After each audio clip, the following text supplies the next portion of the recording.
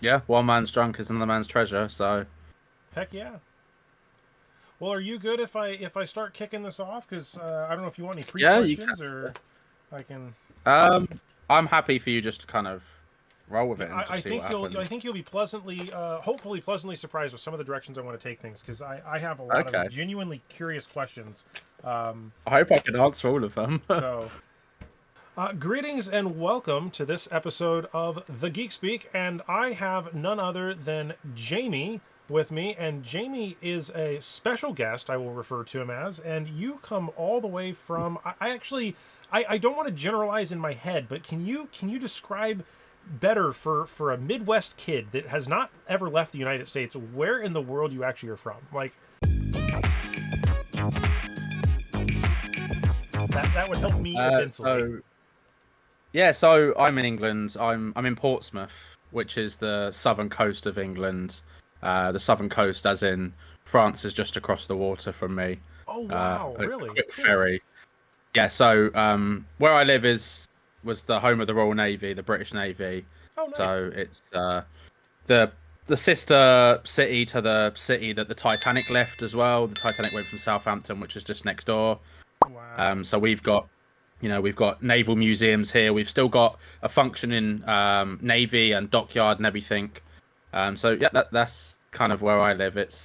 I like it. I like living by the sea. It's nice. See that's one interesting thing from a I guess a world dichotomy, if that's the right word. I have never been able to leave the United States. Like I had a visa at one point, or a passport, I think is the term.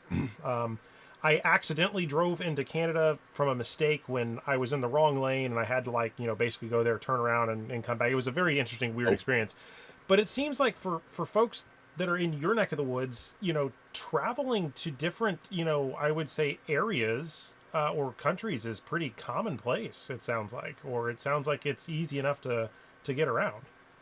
Yeah, so like I accidentally got stuck in a lane where I got kind of forced into Canada, and I had to come back really quickly. But you know, I guess one of the I would say luxuries of being able to be kind of where you're at is I would say you get the experience of a lot of different cultures and countries. yeah, I would assume even from a young age, right? Like I kind of mentioned earlier, I'm in my late 30s. I've never even left the United States, other than that incident, as I will call it.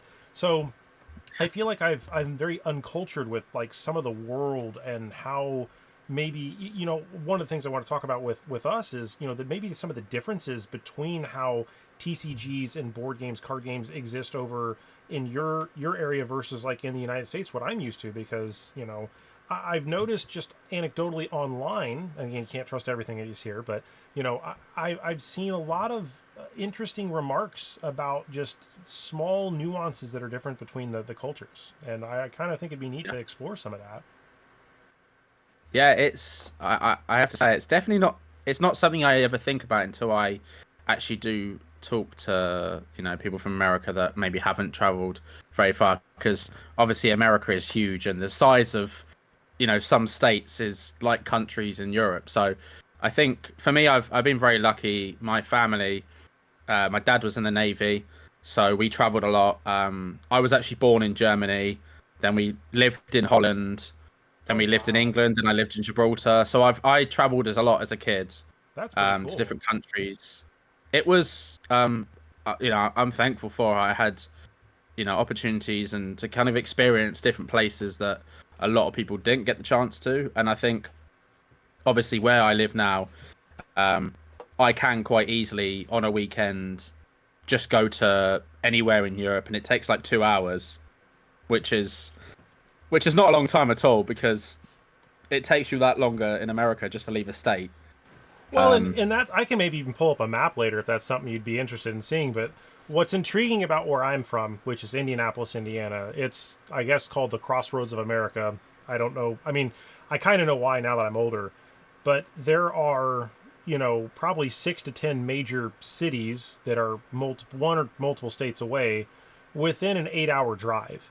So within yeah, 8 hours, I could be probably in one of 10 or 15 major cities that have a variety of different life or nightlife or clubs, depending on what you're into.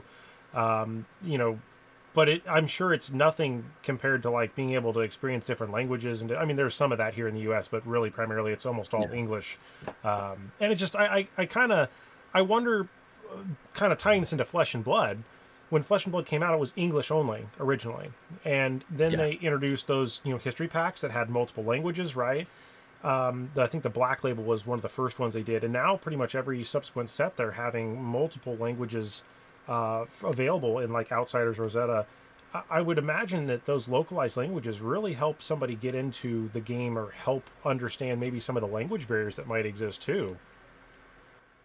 Yeah, I think when games do that, I think it is really important, especially a game like Fab, who has done it quite early on, actually, when you think about Oh yeah, compared to comparing like to Magic. a lot of other games.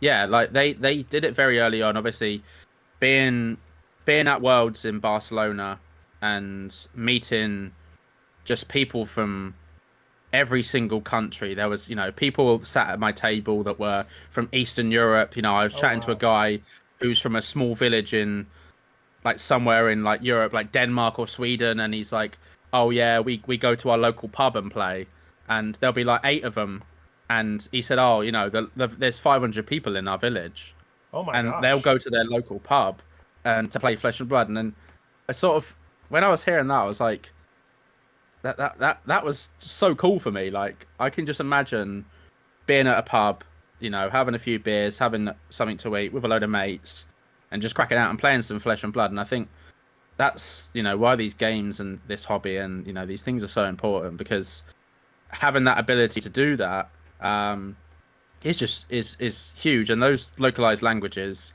are just absolutely massive. I think when you look at the global scale of TCGs, like the way they are now, it really definitely does make a difference. I think there's going to be a lot of people that are in other countries that will still play with English cards, or collect English cards, but it gives people the option to be able to play it in perhaps their local language, if wherever they're from. So it's definitely a move to do, and I think doing it early on is sets a great sentiment going forward and moving on. And I think now obviously we've had Japanese, which is another one that's absolutely popular. I think it's definitely a conversation to have of like, if you Oh can crack the yeah. Japanese market, you're sorted.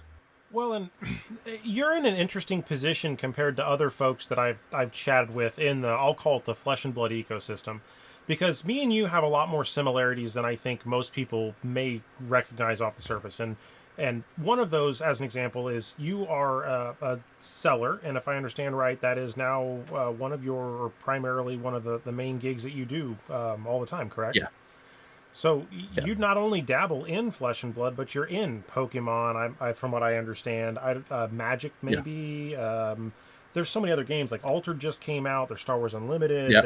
There is so many choices for players to have nowadays. I feel like it really is kind of a renaissance, and I know they've said that multiple times with all the TCG Kickstarter stuff. But now that that's kind of all flushed out, and we're kind of left with this, variety pack that exists. I mean, even Lorcana is still very popular in my area, even though I'm not playing it competitively, but I know that the young kids really enjoy that game. How do these, IPs or different games, as an example, in your opinion, maybe translate to if they were designed here, or obviously Flesh and Blood is designed in New Zealand, so how does that translate to where you're at, maybe compared to what you've experienced in other areas of the world you've traveled to, things like that? Like how do those hold up, or are games certainly more popular in one area than another?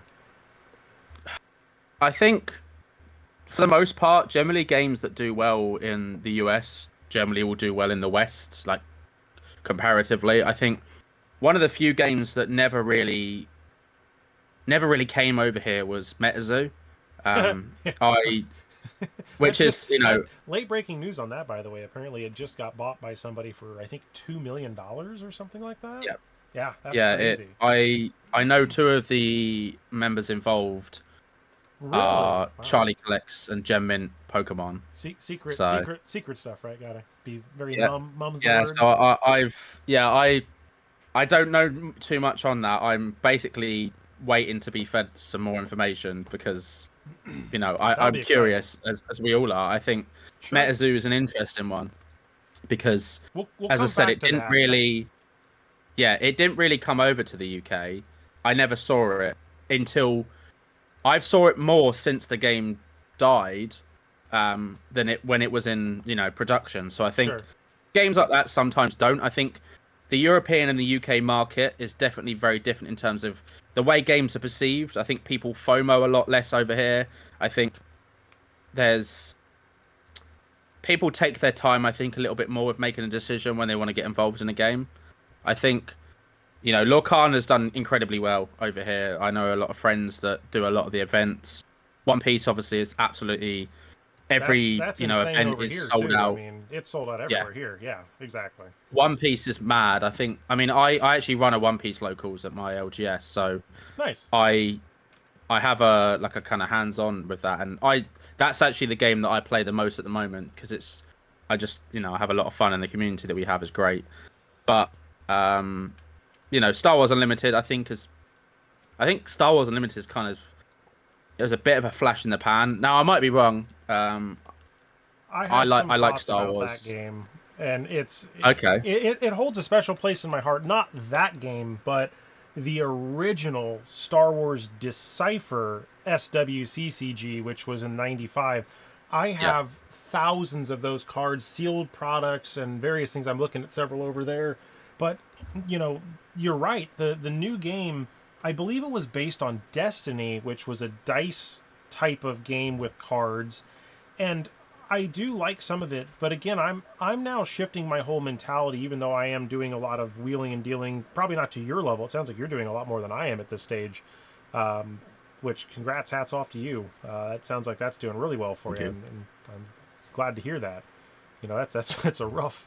It's a rough life, as far as trying to get Yeah. the right deals and not buying too high. And that was one of the mistakes I had made personally, as I had bought a lot of cards, probably a little too high, thinking I knew what I was really doing in regards to something that I guess I was uninformed about at the time, and I Yeah. made a lot of bad Pokemon decisions. But at the same time, I think I've learned some life lessons, and now from there I can go forward. Yeah, I think TCG, the whole TCG landscape, I think, is changing. I think that what you said earlier about the sort of renaissance. I do think we are in a golden age of TCGs again. I think the early 2000s, it felt like you just mentioned Decipher there. I was a huge collector of Lord of the Rings by Decipher. Yeah, I love that I'm game too. Even huge the fan art, of that. just the art alone was. Yeah, I mean, there's a Star Trek version. Decipher really had some really yeah, powerful intellectual property back in the day that they got to tap into. And yeah, back to your Star Wars comment, Star Wars may disappear, but not because of the doing of the players, but because of the cost of that renewal of the yeah. property. I mean, Yeah, I think happened to several other of them. with in terms of like Star Wars, I think obviously the first set came out, it did really well, it sold out everywhere. Second set obviously came out, and I think my store, my local LGS, I think they got maybe 4 players for the pre-release. I was there with the Holy other 3 moly! guys. Interesting. Yeah.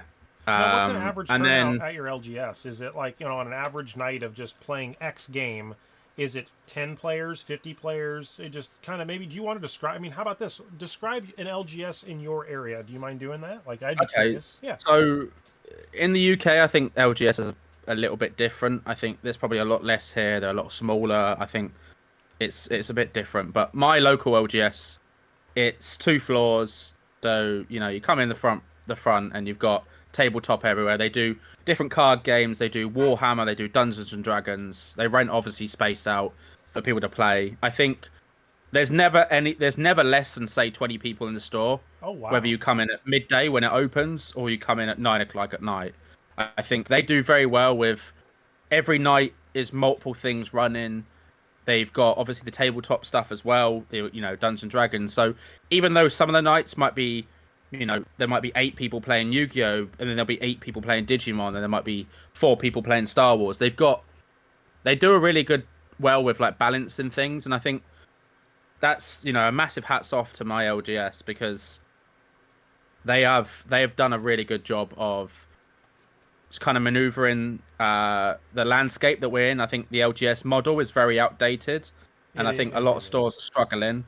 Yeah. And I think the stores that will survive are the ones that will adapt. I mean, mine have, a Facebook group with like 2,000 people in. They've got a Discord. They've got, Embrace the they do digital, social right? medias. Yeah, they are. They have a digital presence, which I think is really important. I think I, a few years ago, I did um, a kind of series as such, where I visited a lot of stores, and it was primarily for Flesh and Blood, and it was kind of just a canvassing to see where Flesh and Blood existed within the UK and Sure. kind of how it was at the time. And so many LGSs were telling me that they were struggling, that sales every single year are down, and the costs of running the store are going up, and all the stores that were struggling, for various reasons, it was always an older gentleman that would always say, "Oh, but the way I ran it 20 years ago, I've always run it this way. It's always Sure. worked." Yeah. And And they that never doesn't wanted to work adapt. anymore. Yeah. No. Now, what about density wise? That was one of the curious questions I guess I had is, density of you said your LGS has, quite a bit of people in it. Is there within work from like give or take where you live is with call it a 30-minute drive or commute? In my world it would be I get in a car and can drive 30 minutes. So Yeah. whether that's I don't know really the transport system, I don't know if it'd be bus, tram, walking. Probably train. Yeah. What's a 30-minute store radius? How many stores are within about, let's say, 30 minutes of where you're at, do you think? Ballpark. Probably about 3, I'd say. Did you say three? The number three. One, two, three. Yeah. Are 3. you really? Why? Sorry, Yeah. this is my super surprise face. Do you know why I say that? I have 3 stores that are within 5 minutes of my house. Okay. Wow. Okay. Within Yeah, 30 it's not within like that. 30 minutes, I have probably 28 or 30 stores in Indianapolis. To give you a density to answer the opposite side of that coin. Okay. I would never have guessed that it would be the answer would be 3. That is interesting. So are they very specialized then and they've been around for a while, the ones that are surviving? Yeah. So my store moved. So they're on the same road as they were when they first opened, but they moved to a bigger shop a couple of Okay. years ago. But they have been around since the late 90s, Wow. Okay. because we had a conversation about when they used to order base set. Nice. There's another store that's been around since I think 2003. Now they're primarily Yu-Gi-Oh, but they do obviously other card games. And then there is the main store I think in Southampton that I'm not sure how long they've been around. I know the owner because I bought him out of Fab because they stopped. Like their Fab scene died. I've done that once with a store as well here locally. Yeah. Another interesting thing to kind of maybe ask is from those stores that are with, those 3 stores, do they, their reputation with each, I'm trying to find a good way to word this, but there are some stores within the geographic region that I'm in that do not really, I mean, they just kind of go like this. They butt heads, they maybe try to poach each other's players, or they don't really necessarily play in the same kid park or Okay, ball yeah. pool really well. Do the 3 stores that you're aware of, do they tend to kind of support each other, knowing that all, oceans rise, all ships kind of a thing? Or is it really kind of more of a, hey, I got to eat and I know that I'm going to do that, just out of curiosity? That's a good question. I think the store in Southampton is sometimes referred to as our sister store. I think even though our cities are rivals because of the football, like we're rival cities, so it's always, everyone says people from Southampton are scummers, and they'll say the same about us in Portsmouth. But I think, the board in the city in Southampton is very much like the owners. Darren is a really nice guy, and I think they've got a good connection with my LGS. But I think there's the other one in my city which specializes in Yu-Gi-Oh.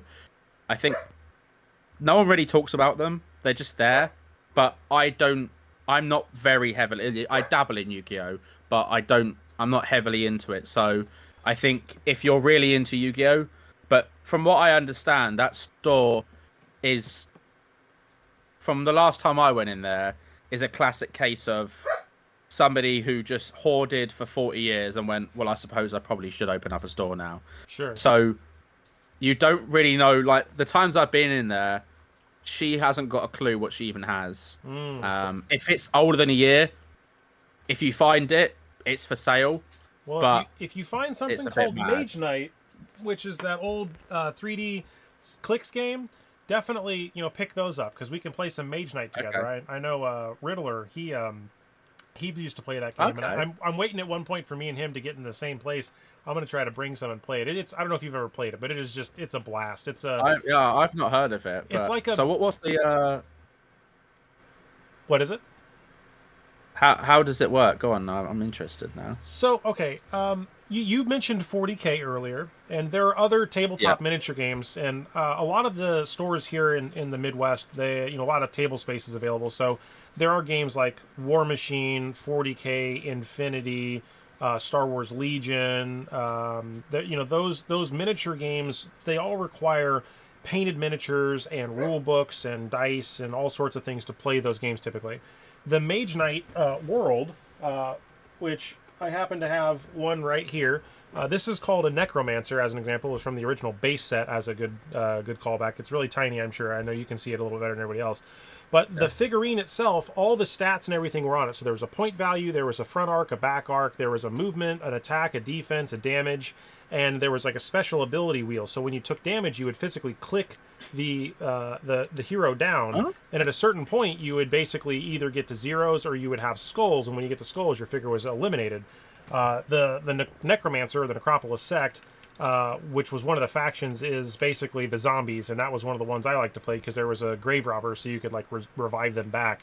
But it's one of these really kind of, I would say, simple yet elegantly complex games. And the Hero Clicks variation is the superhero version of this.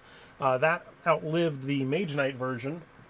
And I think I've heard of Hero Clicks actually. yeah, it's I the think I same might have heard concept. that, yeah. It's just instead of superheroes, this was more fantasy. So think D&D figures. And the reason it's getting hard to find some of these nowadays is because most people would take those figurines and break them off the bases, and they would paint them up for D&D miniatures. So they would like take the archers and they would make them into archers, or they'd take the zombies and elves.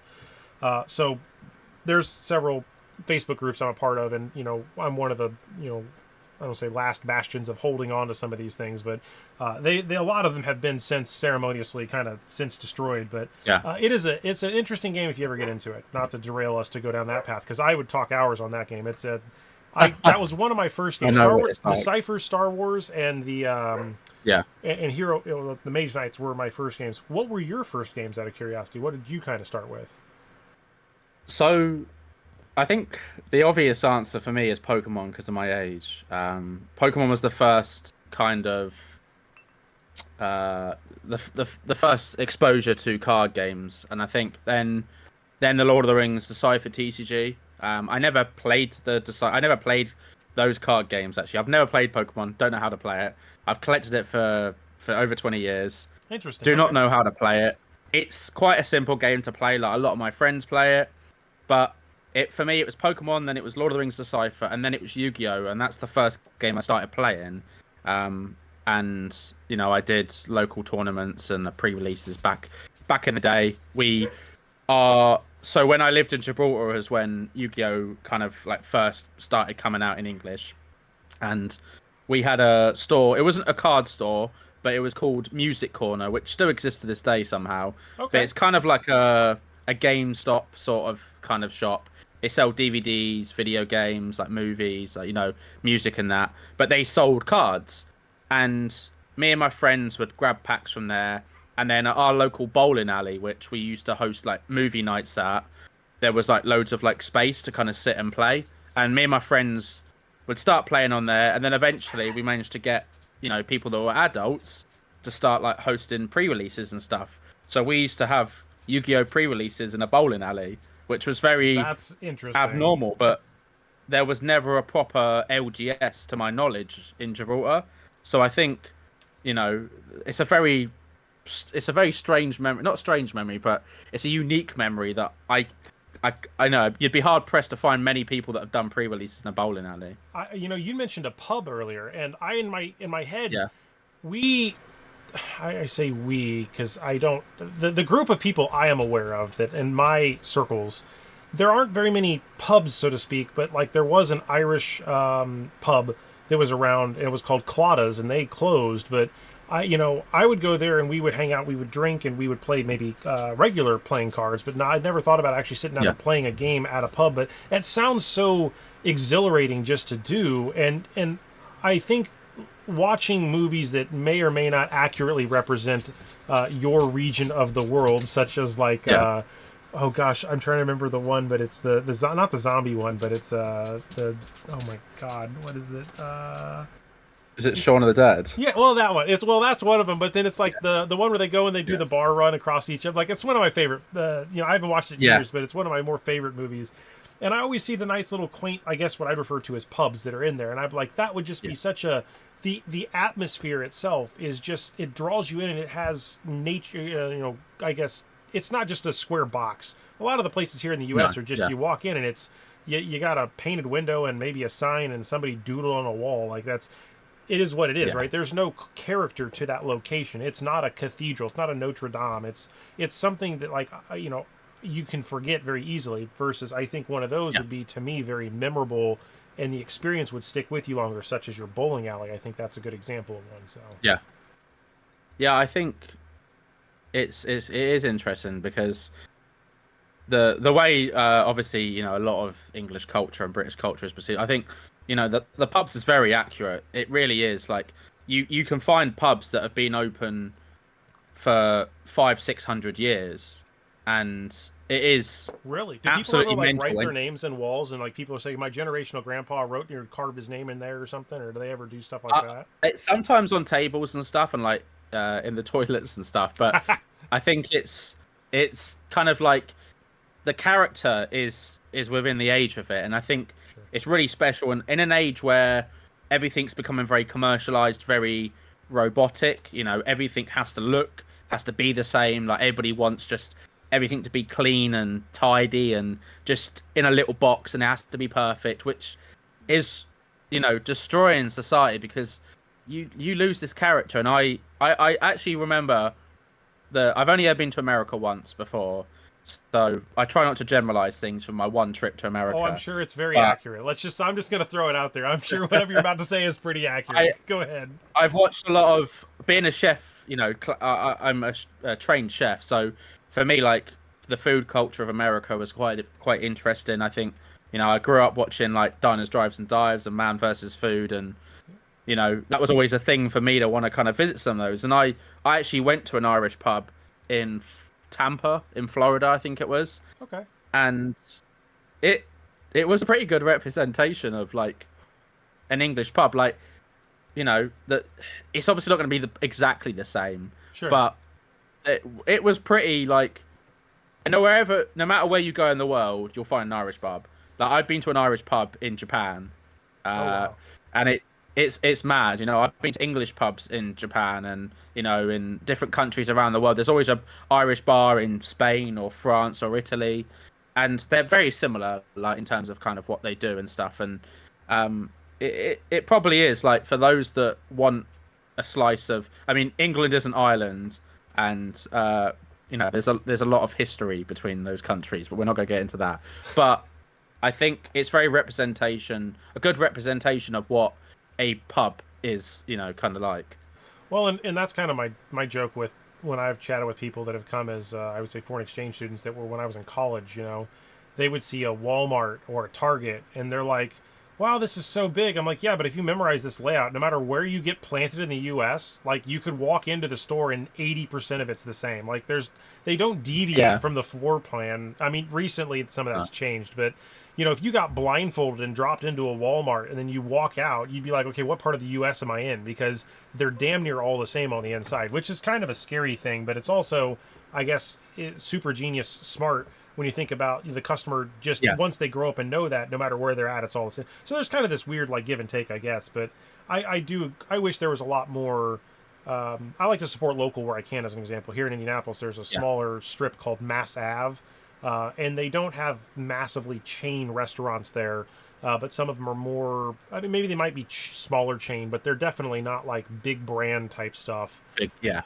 And I always think it's more fun to go to those because you get a little bit different experience. The serving and stuff typically is better, and honestly, the food is pretty decent as far as from my cultured palate of, I like, give me steak and potatoes any day of the week and I'm a happy camper. If you give me, Classic, yeah. yeah, like I have a couple of go-tos. Like grilled cheese is pretty good. I like pizza. So like there's some very basic things that, like, I'll be a Jesus. kid in a candy shop, but there's also stuff I've never had, right? I think it's, well, you mentioned an Irish pub. I don't know, it was haggis, one of them, like, or so. I've never had that, but That's Scottish, yeah. I've I always been guess, yeah. scared of eating it because it's like, what is this? Like, am I really going to enjoy it? Like, I'm going to spend money on something and I'm probably not going to like, but I'm also like, I need to try it. It's this give and take Yeah. balance thing. So, Yeah, I think it's funny you mentioned that because there was a conversation in another Discord recently and about English food actually, and hmm. it was a discussion. It started off with chips versus fries,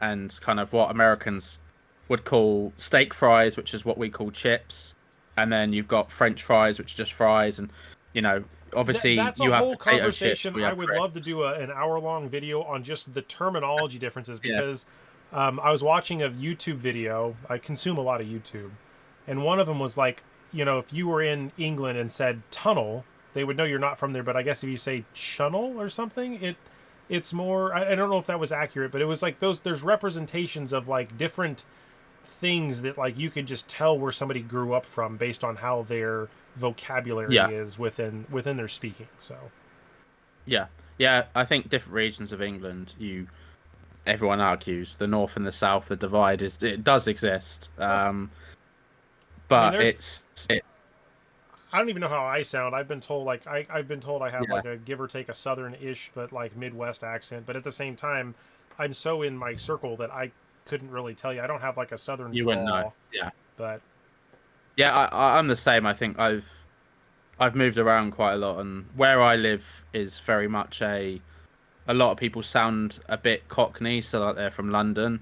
So I think sort of a lot of the things I say, it sort of changes. It's accents definitely change as and when you move around, but yeah, it is definitely an interesting one, and absolutely, it's a conversation that it can go on for hours talking about the different nuances between different parts of the UK and it would be like fun to food as whiteboard well. that Like, out. Like, that would be really exciting. At least to me it'd be exciting because, like, I love yeah, learning those kind of things.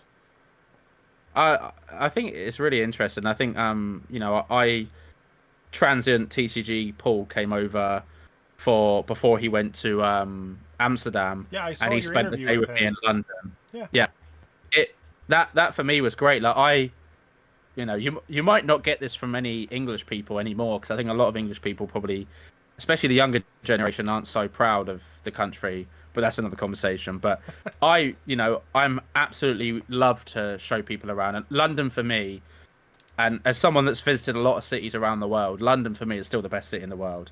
As much as I love Japan and Tokyo's amazing, London, the fact that you can go from a touristy area, which is still very nice, like the touristy areas are still not, I often circle back to, so my nan and aunt had visited all the 50 states or 51 or 52 states of America over the years. Like they started in the 70s and they, were always traveling America and stuff, and they absolutely adored it. But the last time my nan went, she said, "This is the last time I ever come to America because I'm going back to places that I've been, and all I'm seeing is commercialization. Like everything has just changed." Oh yeah. And she, she sort of compares it to London, where there are a lot of commercialized touristy areas in London, but you'll go like a 5 minute walk and you'll find a pub that's been there for 400 years, or a church or a cathedral, or ruins of an abbey or something. And the fact that we've still got standing castles here in this country and That throughout would the be UK, exciting. Yeah. it's for me, like, we have a system called National Trust and English Heritage where you pay per year, you get to visit all these sites that are protected. So Oh. it might be estates, manor houses, abbeys, castles, but the fact that there's so much around the country, there's hundreds and hundreds of those that are protected, and people visiting them, and they have like a little gift shop and maybe a restaurant, a cafe, and all that money goes back into preserving. They might have like an allotment, so a garden where you can buy fruit and veg, and it's, yeah, I could talk for hours on my country. I really do love it. Sounds like we need to have a couple more of these over the next couple months and just educate Absolutely. myself. Yeah. It intrigues me, right? Because I'm a very small fish in a very small pond when we come back to the YouTube world, right? Like I just now I'm over 500 subs. I'm at like mid 550s. I was able to monetize. Sorry, I was able to. What's the word? I was able to add channel memberships recently. So this will be technically Yeah. the first video that I guess I should have. See, I'm doing a horrible job already. I'm trying to get better at this YouTube thing, and I suck at it. So we're already 30 minutes in, and I'm going to basically say this video will be released. Basically to people that there's nobody right now, so it doesn't really help any. But I'm going to try to do this as a channel member only. For like a couple of days, just to help maybe incentivize people Yeah. to do that. And I feel that it's important to start taking things seriously, even though, like you said, you've been making content for a very long time. I've looked back and I've been making YouTube content, I won't say full time, but at least, one video a week for the Yeah. last better part of 2 years, right? So my repository of videos is, over 200 or almost 300 videos, which to me it's a lot of time. Yeah. So at a certain That's a lot of point, time. it'd be nice to have some I guess onus from people to say, yeah, I like what you're doing, and here's a little bit of chip in to continue going forward, because as you're aware, right, all the stuff costs a lot 100%. of Yeah. money: cameras, mics, power, editing software, whatever you're doing. That's why I like these podcasts, though.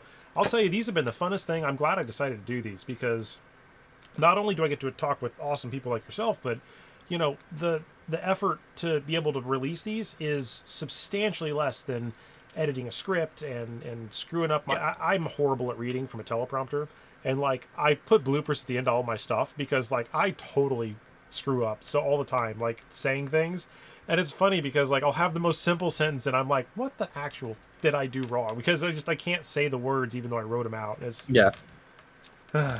Yeah. I think with content, it's such an interesting landscape to kind of deviate, because it's I started, for me, my journey, I started at 12 years old making content on YouTube, and it's very basic. It was just openings. It was literally me on my bedroom floor, doing openings, showing my collection. And then I started doing like keyboard tutorials.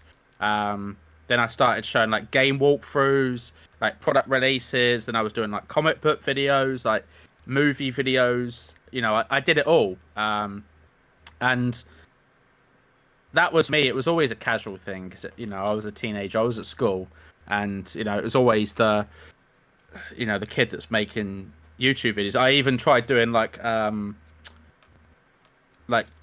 football videos, or soccer as you call it in America, like learning see, how that to was pass something a in the back of ball my and mind stuff. I was curious about. When you said football earlier, I was like, I think he's saying soccer, but now I Yeah, know. Like now I've yeah, made yeah, the connection. Got it. Okay. yeah. So I was kind of on a journey really to just document everything, and a lot of it for me was a case of I did delete a lot of my older content because I got older, and the old version of you is always a cringe to the current version of you. But so I've gone through iterations of my first channel all the way through to the channels that the PokeTinKing that we have now. Yeah. And I think for me, you have to enjoy it, but at the same time, there is a time where you need to start taking it a little bit more seriously and grow. I think it's absolutely great to do content the way that people do it, but I think everyone gets to a point where, like for me, I did a lot of opening videos for years, and then I was like, do you know what? I might want to do a little bit more. I want to do a bit different.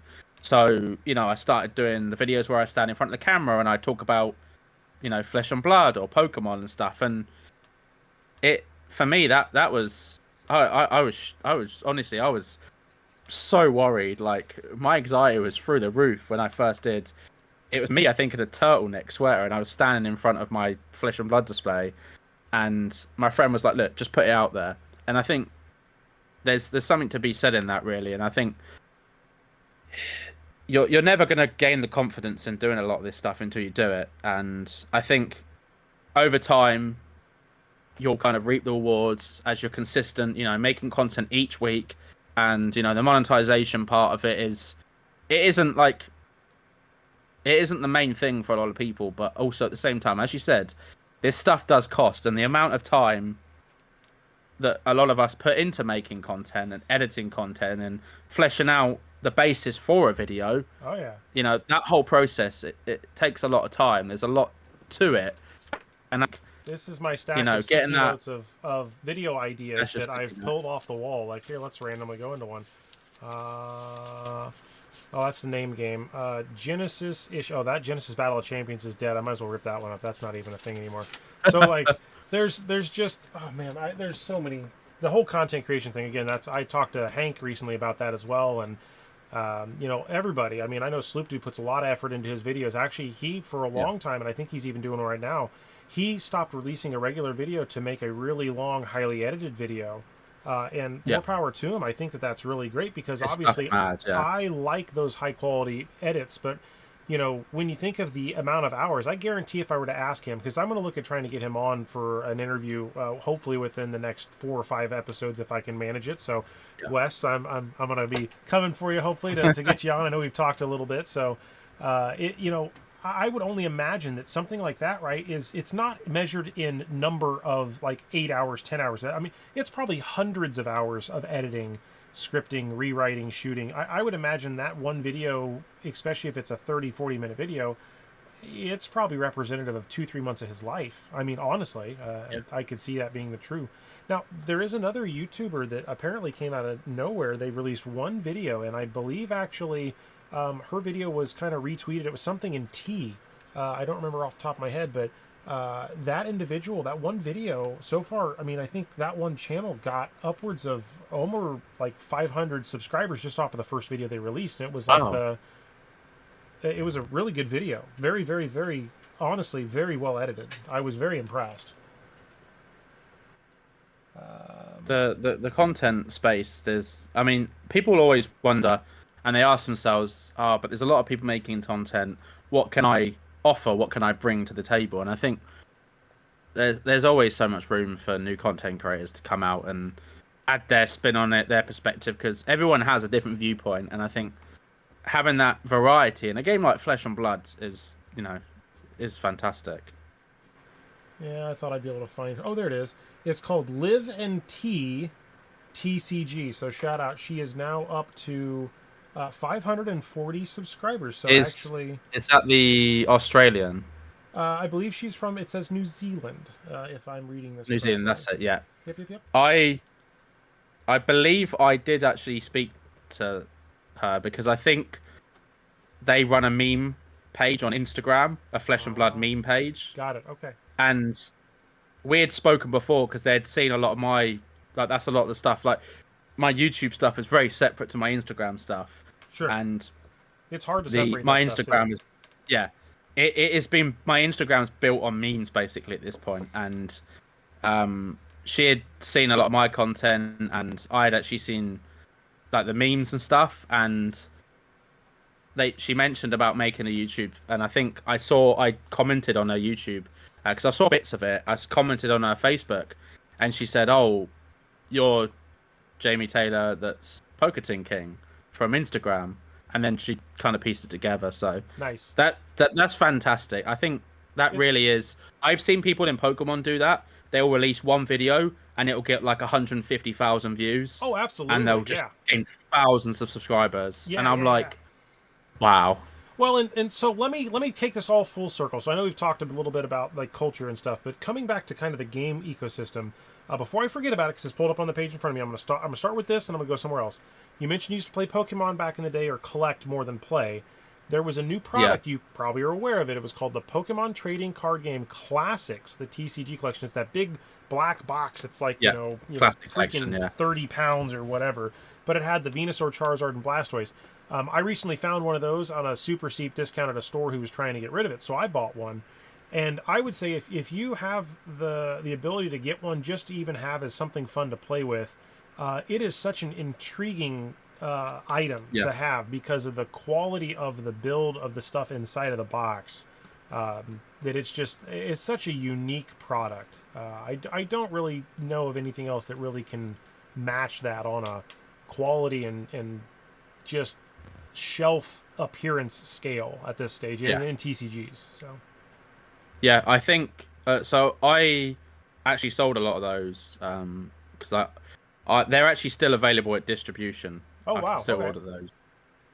but I think the price point is, I want to say around £300 from distribution, which Ooh. is probably Well, about $400. on the open market, it's $272 to get one Yeah, that's available right now. Yep. they're cheaper on the open market. But yeah, I had a few actually, and they are huge. I've never seen a product that big before.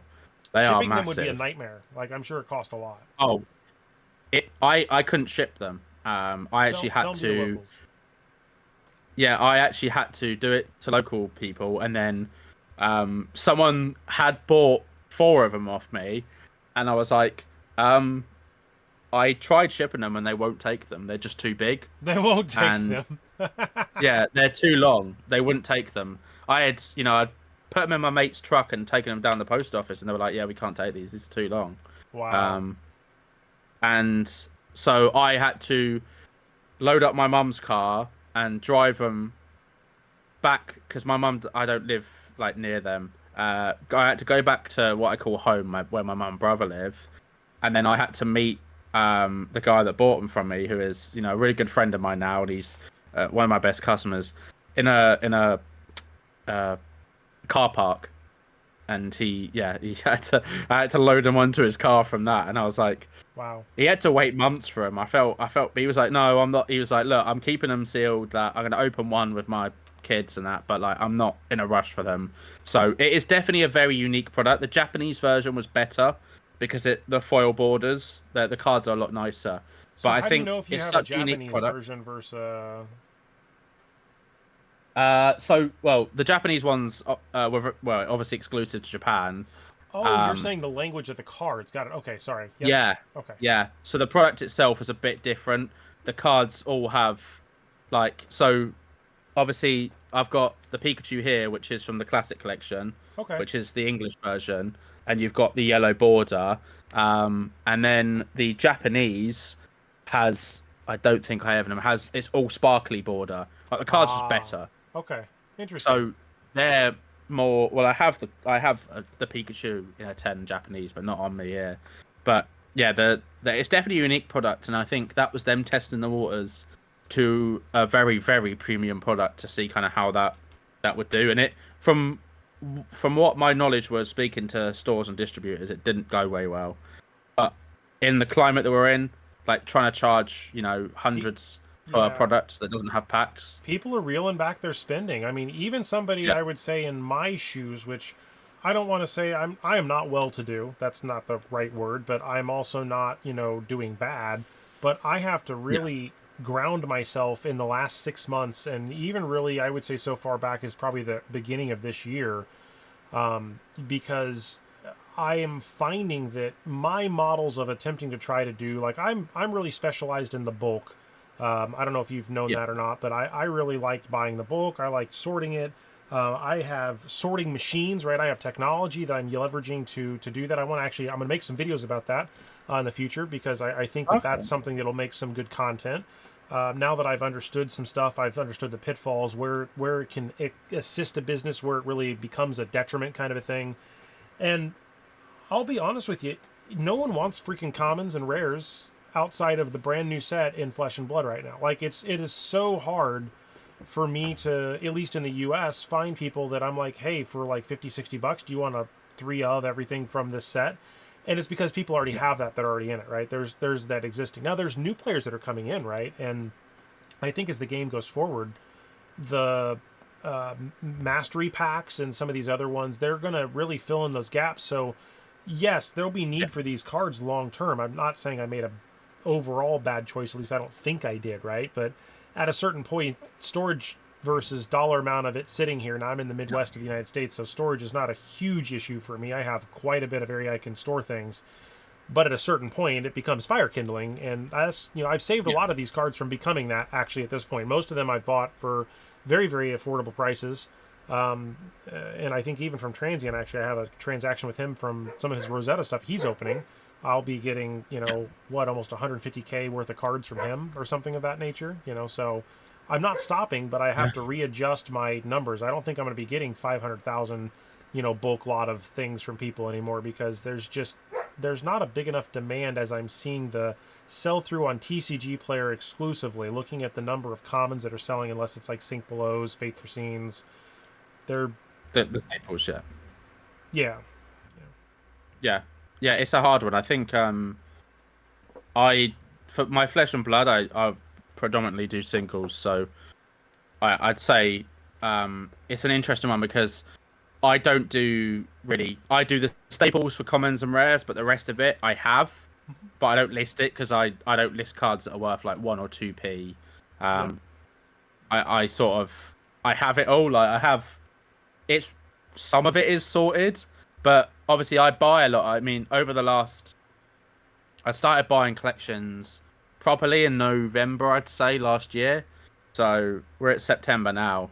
But I don't know how many collections I've bought up until now, but I know from November to February I bought 150 collections, Wow. and a lot of the collections obviously have bulk. So I've got just like Piles and piles of it. I mean I've got binders on here, and you can see some of these bulk boxes, and I've started working with a company that do called bulk box storage, and they've got slightly different boxes, but I've got just I've got boxes that aren't even sorted now, and it is just cardboard boxes with bulk, and I probably will never get round to sorting those cards. And for me, it's I have storage, but it's not near me. It's where my mum is, so it's near where I used to live, Sure. and it works for me because I have a lot of sealed Flesh and Blood there.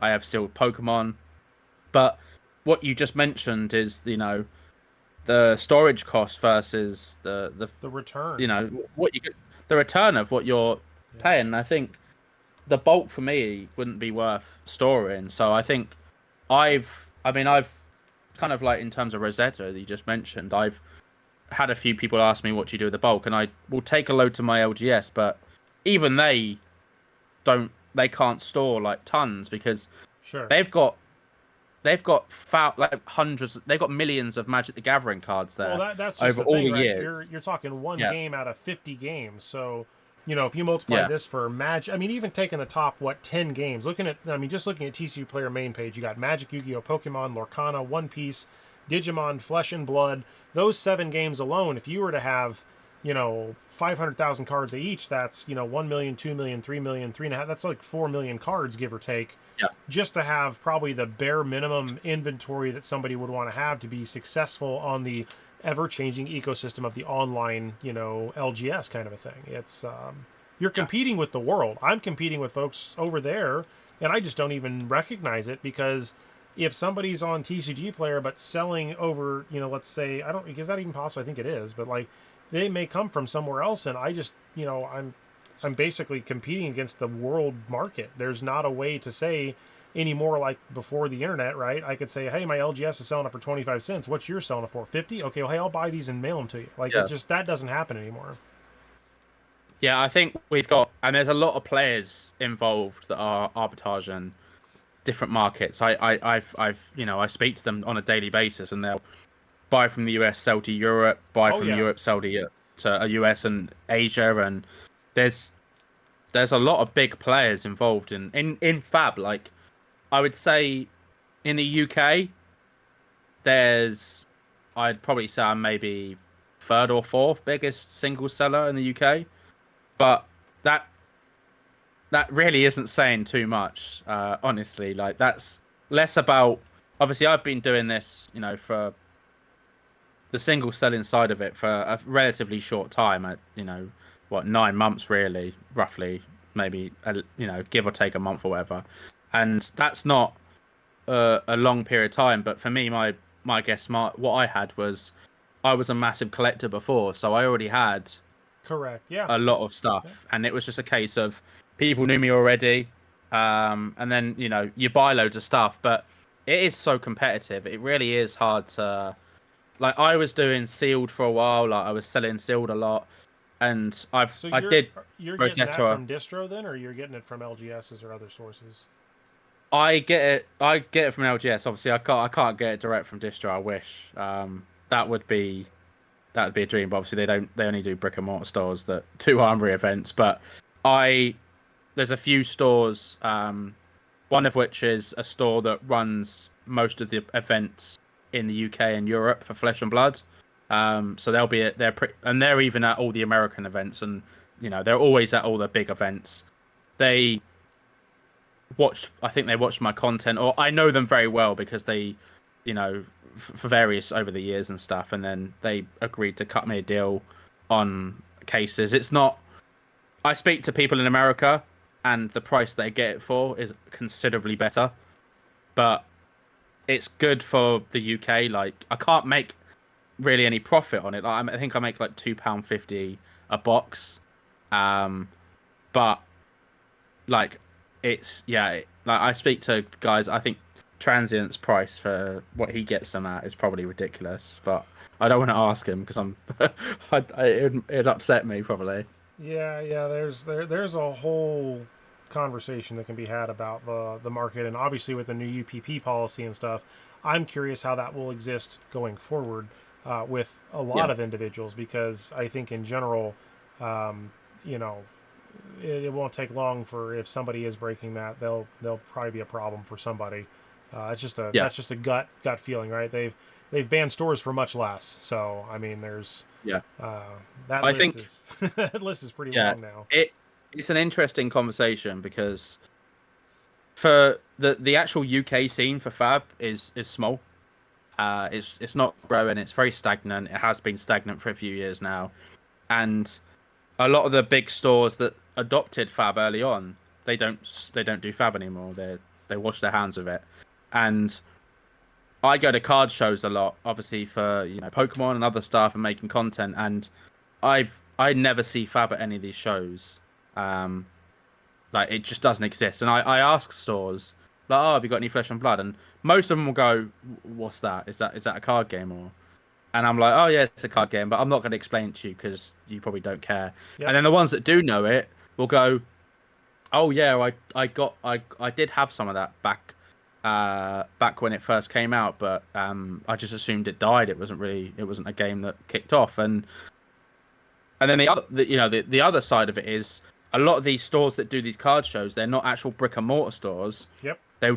They exist at card shows, and they'll go, oh well, we were doing it and we were doing really well, but then we weren't allowed to buy it anymore because Flesh and Blood were like, you can't get it anymore.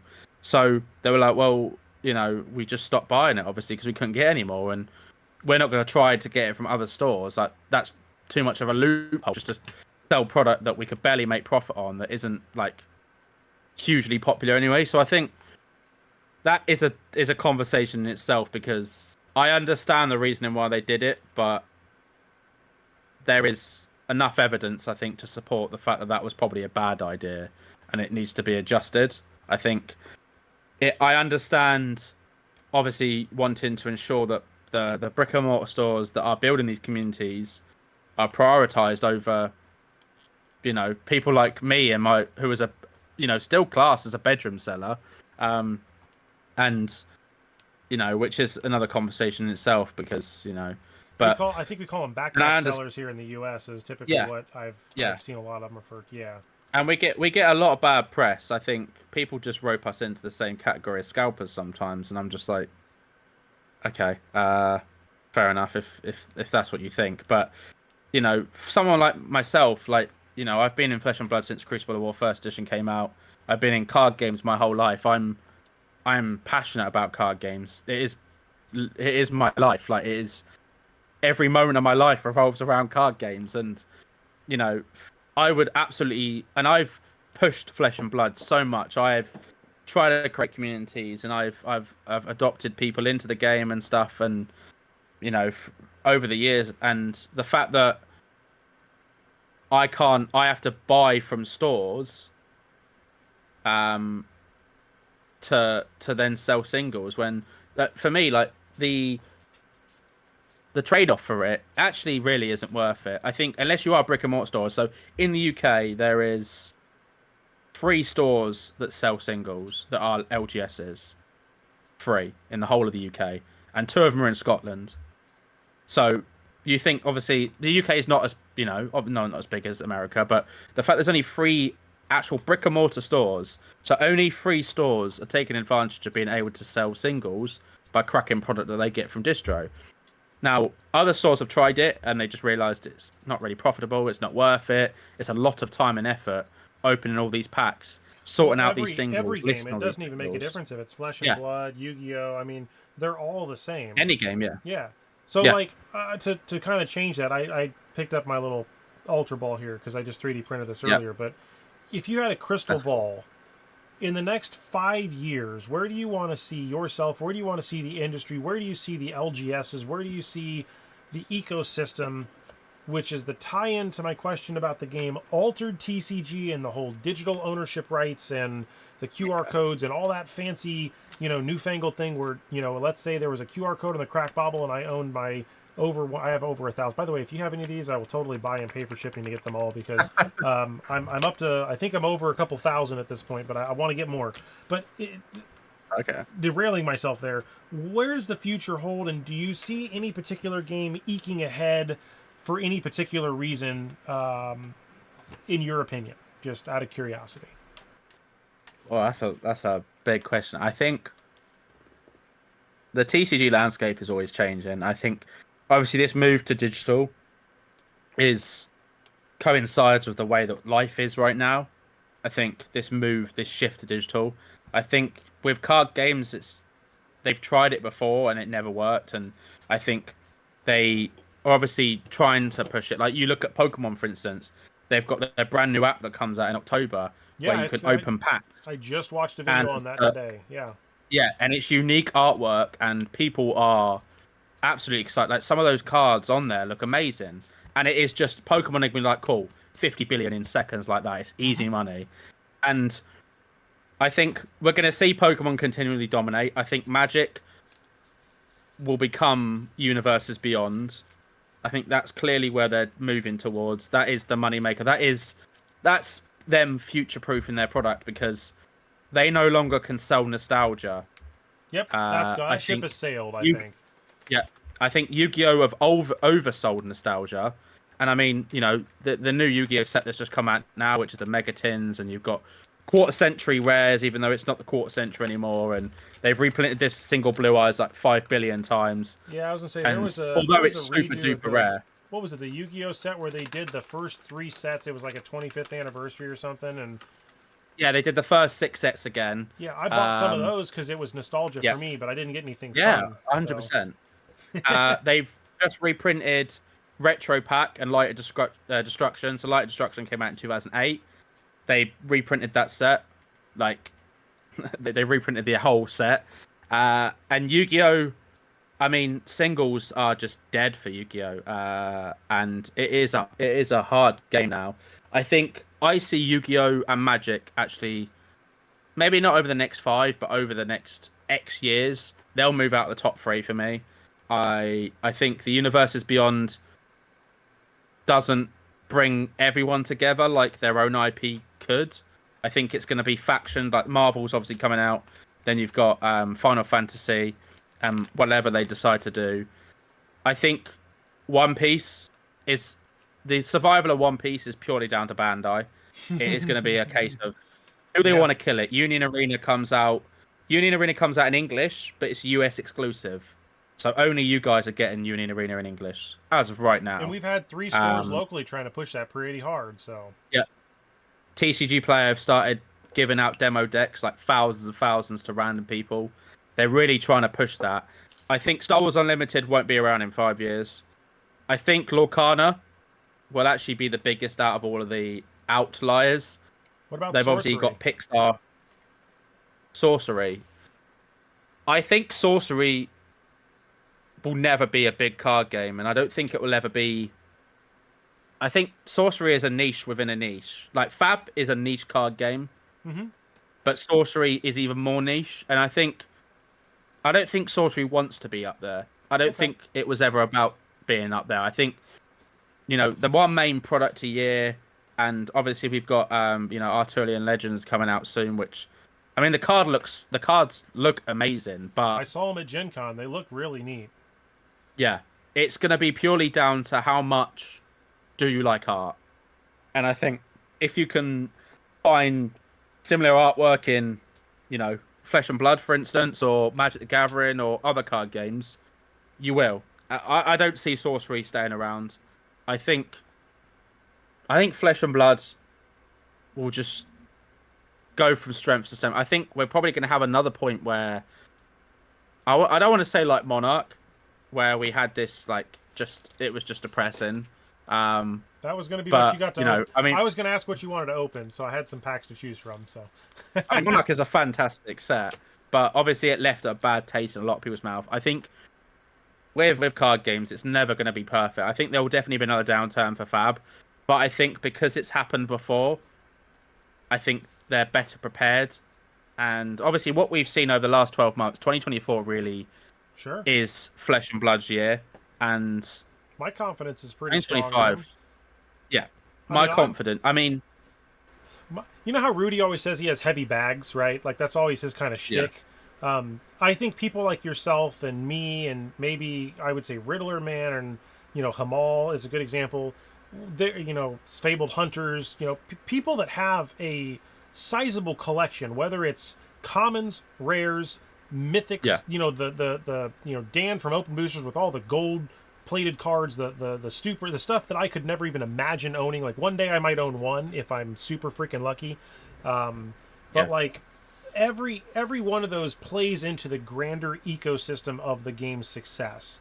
And I feel like if, as an example, everyone were to just, as I'm just hypothetically, throwing this out there, if everyone were to bin every common and rare and just only go for like, it's kind of like opening up a pack of bubble gum and only taking the comic out of the bubble gum and throwing the gum away.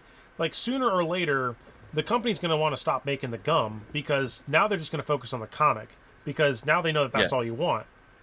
And I'm trying to figure out where that sits because again, I'm doing it to myself as an example with the commons. I'm trying to understand where things are at. But the market really wants the really beautiful art. And honestly, the Commons has some of the most beautiful artwork. And that's why I like them, is because I'm not a professional player. I play Commoner, I play Clash, I play UPF, PvE, trademark when that comes out, at some point in the future, right? Who knows? The landscape will shift. The game's going to continue to evolve. So I'm happy with where the game is, but I'm always curious when one of those pillars, right? They always talk about the 4 pillars of any card game: collectors, players, oh God, what's the other one? Collectors, players. You got investors. Investors, and I thought there was a 4th pillar, isn't there? I think players, Casuals? collectors, and investors is kind of maybe, yeah. Like maybe really, casuals. You have to kind of have a balance between them, but I understand that I'm staring at a Findel Spring Tunic Rainbow promo on TCG Player that somebody's listed for $32,000. I'm sure the gentleman that bought the MetaZoo for $2 million, that's a drop in the hat for him, and he could just go out and buy that and have absolutely no problem. But if I had $32,000 right now, I'm paying off my credit cards, I'm paying down my house, and I'm not buying that card, even though I really fucking want that card. I really want that card. But I sold out of my power back in the day. I sold out right before the big spike, so I could have probably got 3x what I had. I don't regret it, but it's one of those things where you just never know, right? So that's the 5-year question, right? That's why I like asking that, is where do people think things are going to be in 5 years? Yeah, I think I'm confident with Fab. I always have been. I've always tried to be positive and realistic. I think the many times on the channel I've been very blunt about where the game was, about when it was stagnant, when I felt like they were making bad decisions, and ultimately my bluntness and maybe rudeness at times is probably why LSS will never work with me. But it doesn't disincentivize me from making Fabconning, because I think it is just the best card game right now. It simply is. I think I'm involved in enough card games. I've been involved in enough card games, and Fab for me just feels like home. And it sounds kind of cheesy to say that, but I think if a video came out tomorrow and it was Saint from Fabled Hunters and he said, "I'm done with Fab," I think that would absolutely crash the collector and investor market of Fab, and you'd see how valuable the player side of it is. Sure. And I think we've been through these transitions, right? Like Fab 1.0, it felt very investor collector driven. Then Fab 2.0 was very player driven, and now we've got Fab 3.0, which people could argue whether it's heavy hitters or Misfail that started it, but either or, you've got you've got quite a fine tuning mix of both of them, where there is a good amount of players, good amount of collectors, good amount of investors that are involved in the game. They are bullish about the game, and that bullish can be in terms of putting time into the game, putting money, or both. I think you can still invest in the game if you're not putting loads of money into it, but that time is an investment in itself, really. And I think you're seeing you've got Foil Degen who has just popped up over the last 12 months, and he is That guy just is dropping so much money. yeah, I almost had an aneurysm just watching how much he was dropping. But yeah, again, good for him if he can afford it, and that yeah. is within his lifestyle. Props to him. He has done. Hats off. He's done a good thing in his life. He enjoys that. That's great. But holy Yeah. crap, that is a lot. I mean, just watching the money go zing, zing, Yeah. zing. It's like, wow. Okay, it's a different lifestyle. But yeah, it is, and I think the fact that we can have people like himself get involved in Fab, and we've obviously got this scene now in Southeast Asia and Japan, which is massive, and it really is just. The last time I was in Japan, Fab wasn't there yet, and it was just before Fab had started their roadmap. So I am very excited at some point to go back to Japan and be able to go into a card store and see Flesh and Blood, because for me, like, it's just there's magic in there, and I think Flesh and Blood really is going to have another. I think it's going to have a very special next 5 years, because the game's only been out for 5 years, Yeah, and well, they've already so much has happened. and I've already said this in other videos, and I don't know if you've ever seen that. I also, I guess I always assume no one watches anything I post anymore, because I'm very, like I said, I'm very tiny. But, we're on set, is it technically 14 or 50? If you count History Pack, there's some variety within that number. Yeah, But realistically, if you just round to the 14, right? I've always jokingly said that, could you imagine right now saying that I got in the first 50% of Magic the Gathering's history? Like, I can say that because that is a true statement. But when you think of the total number of sets they had, I mean, that's like, I got in, I don't know, right at the year 2000. I forget if it was like 7th edition Odyssey, Onslaught, Legion, Scroll. Like, those were the later ones. But, like, I think Plane Shift, like, I wasn't in 4th edition. Like, I kind of had some of that stuff. Like, I saw it on the shelves and I bought some. But it's real, like, when you come into the game, right, there's always a mattering of products. But, Flesh and Blood, back to the circle of that, right? If you're at set 14, right now, getting in, if they're releasing 4 sets a year, I think that's the number. Is it 3 or 4? Do you know if it's supposed to be 3? I think it's 3. Yeah, it's 3 now. If you're at 14 and it's 3 a year, 3, 6, 9, 12. In 4 years, again, about that 5-year mark, everything up to today is the first 50% of Flesh and Blood. And even right now, the first 7 sets that were released, or 8 sets, depending on, whatever, 9 sets. So, WTR, Arcane Rising, Crucible of War, Monarch, Tales, Everfest, History Pack, Uprising, and we'll go so far as to say Dynasty. That's the first 50% of the game. If you got in any of those, you're an early adopter. You really are. And it's, same could be true about, Star Wars Unlimited, right? If you got in on the first set, now they're on set 2. You were part of the first set or second set when they're on the third set, right? You could. It's crazy when you start thinking of the math behind all this stuff. It's just mind-boggling. Yeah, and I think the comparison side of it is what a lot of people do, and I think a lot of people are very early on, and for a very long time, it was always Fab was always compared to Magic, and I think now we're kind of getting to a point now where I don't hear people compare them, because Fab is its own thing. It is established, and I think I've always said that I don't think Fab will ever be a top 3 TCG. I think the fact that it is marketed, well, it is 16 plus. Like, there's a lot of gore. There's a lot of the game isn't going to be, kids down the park picking up like One Piece or Pokemon or Lorcana. Sure. It's not aimed at that. It is aimed, and it's made for the people that appreciate their art and also want to play a very skilled card game. Yeah. Now, what is the customer base going to look like in 5, 10 years for TCGs? Is it going to be more casual? Are we going to have a transition from Hyper less people competitive. Yeah. playing, yeah, hyper competitiveness? I mean, if you look at, I don't know what the top 50, if you had a list of the top 50 Fab players in the world, um, there's none from the UK. I think the Didn't best they player used we to had for post years that was out Rob there? I Catton. thought that was actually a thing. It used to be, at They least. might do. I don't. I mean, I don't play as much as I.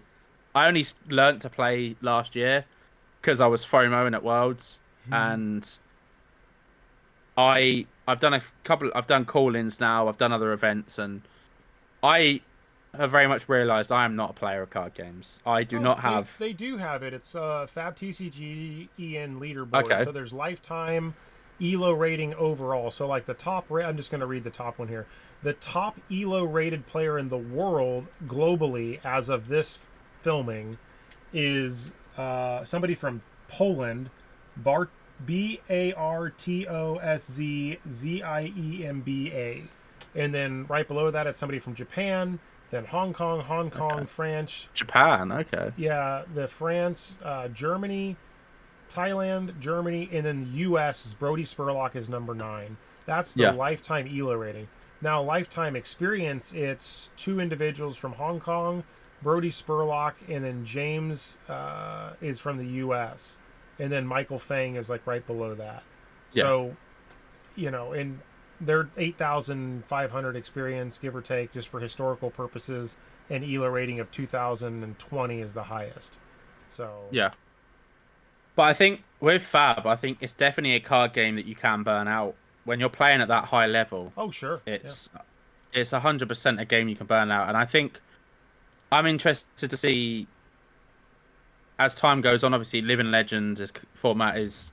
I think the first event is it Chicago, the I first will be proper going one? to that, yeah, because I'm only 3 Okay, hours nice. back to the distancing. I'm only 3 hours from Chicago, so I don't Yeah. have to worry about Oh, flying. perfect. Um, Yeah. I'm going to actually work with another content creator. I'll remain nameless on who that is unless he wants to reveal himself at this point. Okay.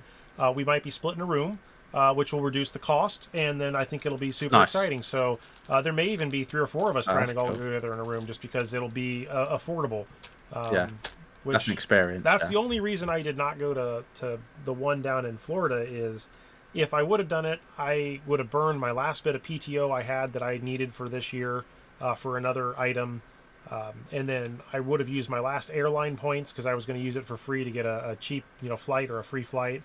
And then I would have still had to have, found a hotel, but that wouldn't have been too bad. But I just felt like for burning all that stuff, I might as well. I'm sure the wife would want me to go to like Disneyland or something. Like we haven't done a vacation for me and her in a long time. Yeah. So I need to start thinking about that before I get kicked to the curb and all my cardboard. I'm Yeah. sleeping underneath a roof full of, cardboard Yeah. boxes. So Yeah, I think it's and that's really what it is about, like meeting up with people and staying with friends and other people in the content space, and that is what Fab allows us to do. And I think, yeah, I'm just curious to see when PvE comes out and all these other formats when I it's am really ready. big. My soul is ready for PvE. When they're popular, is the game going to try and have a big transition to casual rather? And I think that's something that everyone I've always heard is we need more casual in Fab. Well, And I'm going to grab 2 resources that are off camera that I know are right here that are going to be useful for me to explain. So, obviously, there's a joke about doing it right the first time, and I think I've said this on a couple other, podcasts or channels. I don't remember. I know I've said it, so I don't know who I said it to. But this is Lorcana's PvE in a box. This product is actually the reason I really jumped into Lorcana is not because I really wanted to play multiple Lorcana games, but it's because there is a PvE. It's a solo environment. It really wasn't bad. Now, I had to pay $99 at the LGS for this piece of junk because that was overpriced at the time, but I wanted it, early on to do some reviewing. And that product, when it came out, was actually pretty good. It wasn't screwed up. I mean, there's some balancing issues. I think everything's going to have that. But kind of to the point is, if Fab were to release PvE today and the experience is bad, or it doesn't have the polish like Teclo Crow's version of the PVE game that he has, or the Overlord Yeah. engine, like those kind of things, right? There's some models that are out there, but being first to market is not necessarily the best. But if you The can't best. Yeah. compete, or you've done it and everyone's like, "Oh, this sucks," then you're marred. You're always having Yeah. to fight that hurdle. And It's another harder to get off that if that's how it's released. And another game was at Gen Con. This is one I'm pretty happy to kind of work with. It's called Grimpath. I say work with. I'm not really working with them. I paid. This is something I bought. I paid for the demo. And while the game is more of a board game thing, I think, back to the ecosystem and 5-year outlook, I think that a lot more things are going to be what I'm referring to as it's a board game in a box. And that's why the Mistveil, the Round the Table, the new Rosetta deck box thing, the heavy hitter one. Yeah, the deck box. Yeah. These board game in a box, or even back to sorcery, right? I know we talked briefly about that, but I have a sorcery box here. I haven't even opened this. This is the unlimited one. I need to do a video on this, but this for $45. I do nothing more. This is a board game in a box. It's like I went out and I bought a board game. Now, you can't see the other side of what I'm staring at, but I have a 12-foot wide wall, probably 8 foot tall or 9 foot. I don't know how the height the ceiling is in here. Floor to ceiling, wall to wall, with nothing but board games that we've collected over the years. We've bought discount ones from Goodwill, ones from everywhere else, and that gives me the variety of saying, hey, you don't want to go out tonight, you don't want to play, maybe you want to play D&D, but you want to play this. Well, that's fantastic, because that $45 investment is now, the first time you play it, it's $45. The second time you play it, now it's 45 divided by 2. And by third time, by 3, by 4, by 5. And that's how I've started to look at every game that I own. This was $100. I've played it 4 times. So I've played $25 a visit to this Lorcana box. Now, over time, that cost will continue to go down. But that's kind of the nature of where I think the environment will end up in the future. At least that's where I'm, even Flesh and Blood, right? I mean, you can buy booster packs all day long, but that's not going to be enough. Well, okay, Bright Lights, you can crack shuffle play with 3. That was a cool concept. Yeah. But like, you got to have at least 6 to do crack shuffle and play, because you got to have them to go against each other. So Yeah. Yeah, I think those in a box experiences is definitely what a lot of people want. I think it's an experience in itself that is quite simple. I'm interested to see how Fab's going to do the PvE. I think a lot of people talk about that, actually, what you've just mentioned about that Lorcana. The way they've done it out of the box, and obviously that is a fairly fleshed out product there. And obviously if Fab had released PvE prior to to it actually coming out, it would have probably bombed, and then people would have gone, and I think a lot of people are in Fab, or maybe not in Fab, but they're waiting. Their PvE is going to be the thing that they are waiting for. I have a D&D so many group people that meets every Monday. We've been doing it for over a year. And when I first heard about PvE, I told everyone in my 21-person because there's like 3 or 4 groups that play that same night. I'm going to get them all to at least, they all agreed to play probably at least one game of it, right? And of those, I might be able to convince 8 or so to continue to play, because I think it'll be a fun experience. I feel like they're going to, the essence of Flesh and Blood is a side-scroll beat-em-up game. And the closest example I can think of a PvE style of thing would be things like maybe Contra, or like the old Zelda game, where you would come in at your absolute lowest, instead of like Flesh and Blood where you have the most, right? And then maybe you got to go get your sword, and then you got to go get your armor, and you got to go maybe turn in your coins, and you get more cards to your deck, or you buy an upgrade pack, or that you don't really buy it, but it's in the game, and you exchange some cards, and that gets shuffled in your deck, so you grow some things.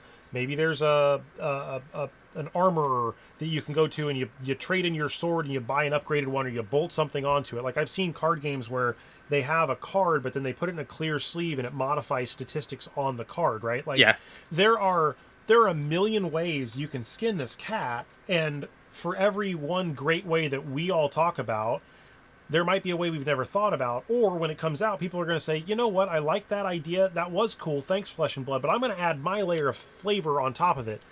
Similar to the, you mentioned heavy hitters earlier. the fabled and heavy hitters, the arena, deathmatch arena, where it was like you could attack any player. When I played PvE, or I'm sorry, when I played UPF, one of the house rules I had was you could attack anybody, because that was just a general house rule I had. So it's kind of funny that they released a card that was specifically for that, but it really breaks the cardinal rule of the whole, you have to kind of like, what is it called, two-headed giant in Magic, where you're like having to go for the people before you can go to the commander kind of a thing. I'm sure there's somebody much smarter than me that says, well, there's a good reason that you can't go for everybody, or blah, blah, you know. Yeah, I'm excited to see what they do. I think I have very little time to actually play card games, to sit down. I can imagine. And for me, something that is encompassed in a package like that, where I could just sit down with a few friends and it is quite casual, or it can be not casual. It can be a meet up weekly like people do with D&D campaigns. Exactly. And that's you could what do that. Like, I'm hoping that turns into that. Or I think they call it, like in the RPG world, kind of like Final Fantasy 7 and 8 and 9 and some of the newer, like Baldur's Gate. I think they call it an RPG on rails. So, like, you can do things, but you're kind of, like, forced to do certain things to progress the story.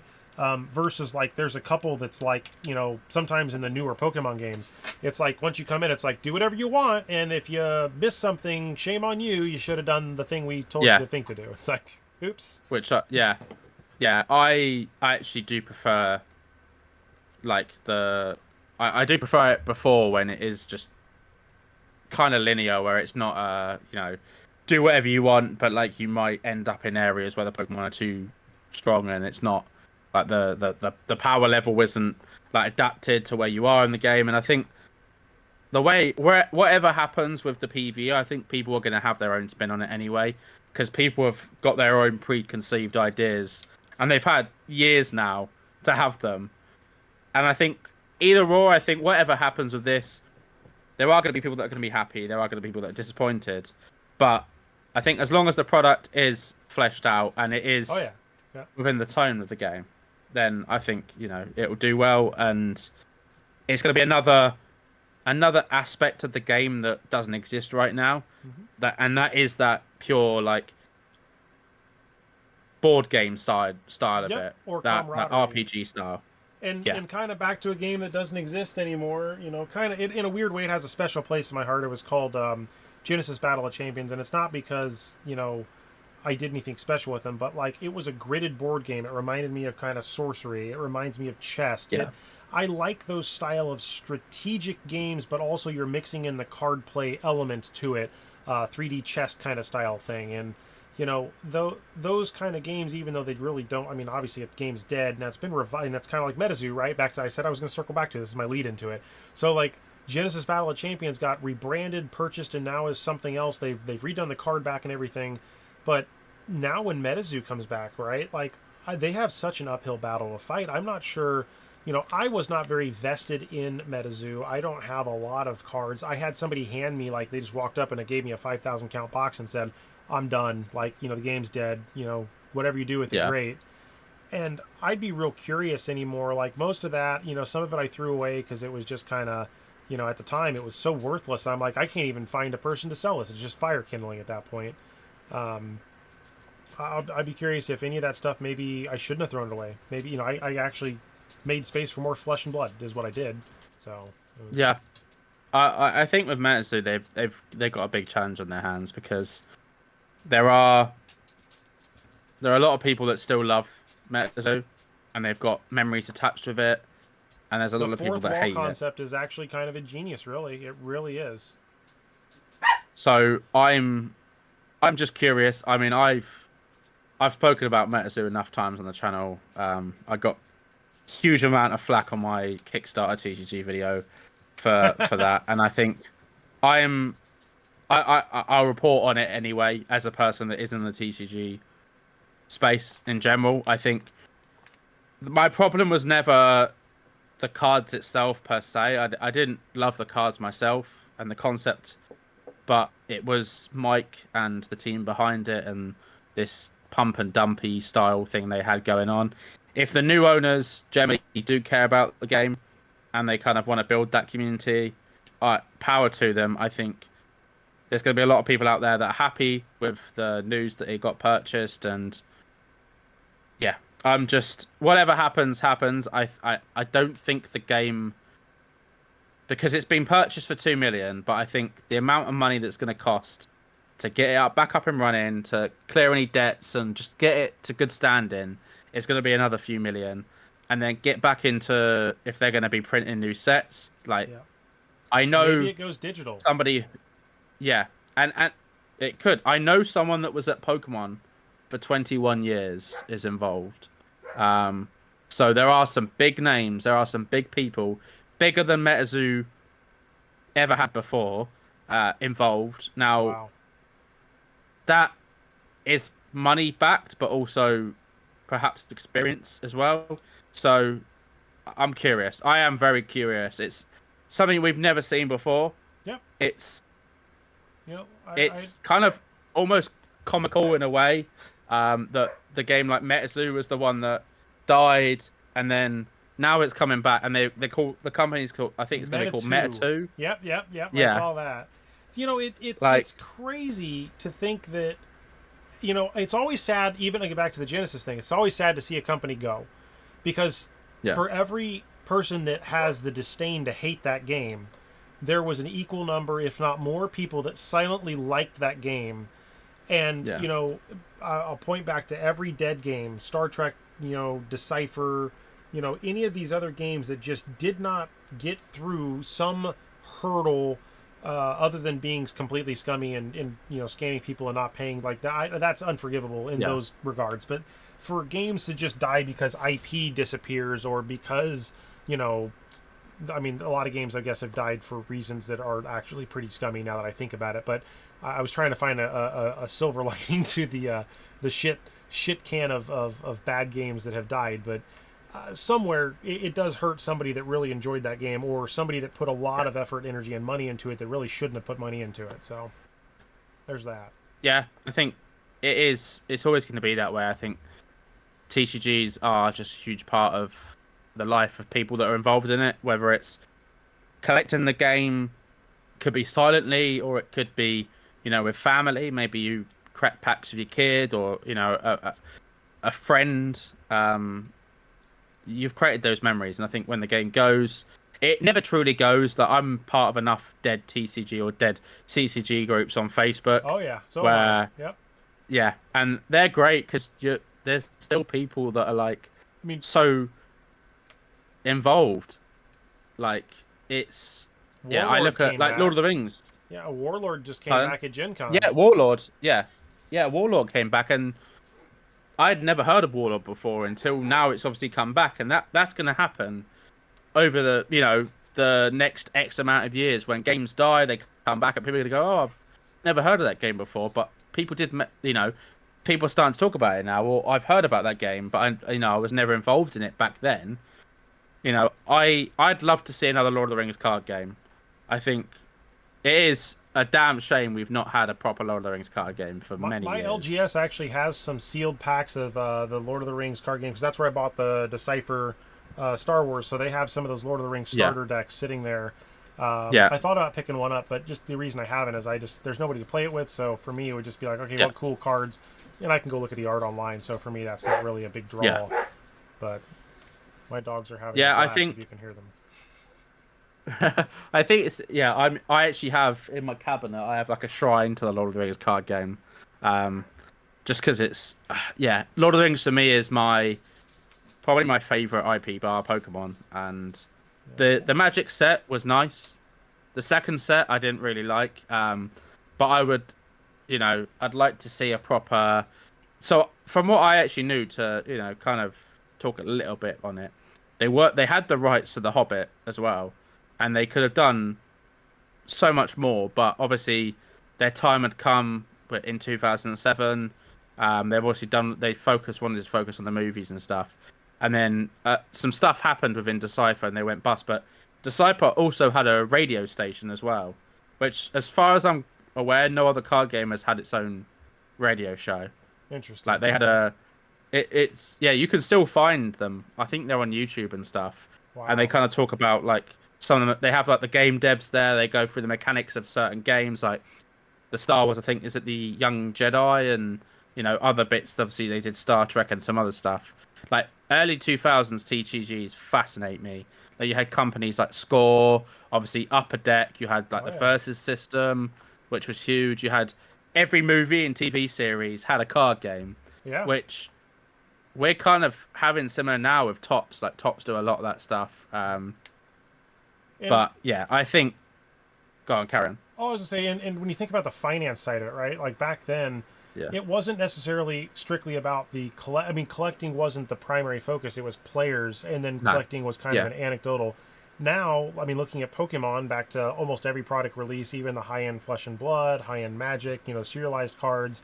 Those are the cards that people, you know, truly chase after, and in the process Yeah. of chasing after those high-end cards, generate the tens or hundreds of thousands of bulk that people like me just open my mouth and say shovel it in, because now I'm getting it for so Yeah. cheap that it's stupid for me not to say, hey, and this is my mentality shift. I was buying a lot of sealed, and doing a lot of opening, and I still buy some, but I was unable to turn those singles into meaningful profit in some cases. So I focused a lot more on the bulk, thinking that that was the other maybe hidden cash cow treasure thing that I could figure out to make it to where not only do I support the player bases, but then I could add a service that something else would be. I could do something that somebody else wasn't willing to spend the time to do. I could say, hey, you want all of this assassin class? Here's your stack of assassin cards, ready to go. All just don't have to go to 10 different vendors. It's all right here.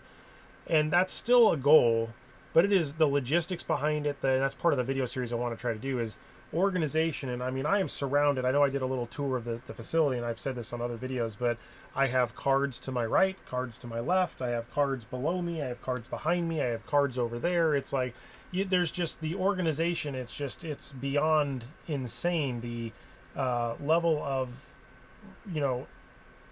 I guess, flexibility you have to have in order to do it successfully. Yeah. It just cardboard takes up a lot of space. Yeah. It does. This is my front room, and it's an absolute mess. Yeah, well, we all have. I mean, know. that's the thing, right? I mean, always everybody says you can go and spend it on other things. Yeah. No, that is true. That's true. It's one of the safer options I could be doing in terms of but I think the card game landscape, we're in a really healthy place right now, despite the fact that the world is just a mess and it's chaotic and it's on fire. I think the economy here in the U.S. has taken a pretty big hit. I have some early indications from the business that I work with, that I'm primarily a day job with, and when those kind of trucking industries slow down, it to me kind of indicates a lot of other things, right? Because trucks ship the things people buy, and if trucks are slowing down, people are buying less. So there's this weird cascade of where does it stop, and obviously the people that are in the game are going to be in the game, and things like Talishar, which I guess for one point or another I wasn't terribly happy with that, because I want to play in person, but I get the reason those things are there, and frankly by having them there, it also kind of weirdly takes away from the people that I may spend less just because now I can play it digitally. So it's this weird, interesting thing of, I only need the cards to play with somebody in person, but if I don't have anybody to play with in person, then I don't need to go spend $90 on CNCs. Yeah. Sorry. It's a real life take. It's like, if I didn't already own them, I wouldn't be going out and buying them. Let's just say that. Like, I already have those, my E-Strikes, Crown of Providences, Weakest Links, Shards. I've been collecting for so long now that I have my play sets of stuff. I'm not terribly worried about having that, but there are people that bought 50 tunics or 30 of whatever. I see them post in the bigger the whale servers and stuff, and it's like cool. Like there was one guy, didn't he buy a lot of dragons at one point? I think he's been slowly dribbling them back out at $10 a dragon because he thought they would be worth so much more. I thought, there might be more of a story to that. I don't actually know the whole story, so don't take this as me knowing anything, but I feel like I think there's a lot of investors in Fab. I think it's not a surprise to a lot of people, and I think there are a lot of the investors and higher end collectors were probably, well, not probably actually, they were very unhappy with the game for a little while, and they were on the sidelines. They had their positions, but they weren't buying, and they didn't like a lot of decisions being made. Obviously, the Cold Foil Art of War um, was one of them. Obviously, they've changed the way judge packs are and stuff, and there were some memes and stuff, and for a little while, I think fundamentally, collectors, it's very hard and almost impossible for a card game to please collectors, players, and investors. And it is the age-old conversation that will always be had in card games, where certain people, and I'm not, I don't want a blanket statement anybody, but for argument's sake, you'll have players that don't think collectors or investors are important, and then you'll have collectors or investors that don't think players are important. Now, all parts of that is very important. As you just said, the average person isn't opening up tons of product, but for you to get the bulk, you need someone to open up loads of product. Correct. Yeah. And it's an ecosystem. Yeah, exactly. It is an ecosystem. Like, if we remove collectors and investors out of Fab, for instance, now the average players I know, they might open a box or two on release, and then they'll open a couple of packs each week, maybe at their armory each week. Now, that's not many singles. Now, for a game like Fab that has to sell boxes, the game would be done within a year. They can't afford it. Like, boxes sitting on shelves, like they did. Boxes sat on shelves for years. All the first sets in Unlimited, Toa, First Edition, Monarch, Everfest, all those sets are just sat there. And that's because people aren't buying and opening because it's not worth it. Like, the faith in the game isn't there.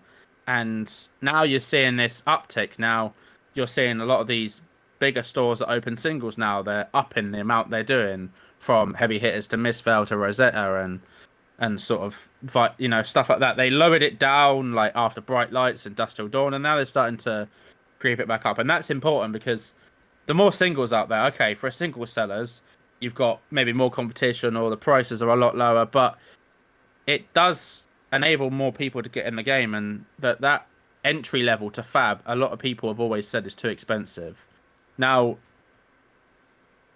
I guess it depends really who you ask. Is it too expensive? That is relative, depending on, as I said, think who the you short ask. answer But is it's actually, in some cases, not too cheap, because that's going to be the wrong mentality. But yeah, looking at, like, I have a lot of cards from the Unlimited series of WTR, Arcane, and Crew.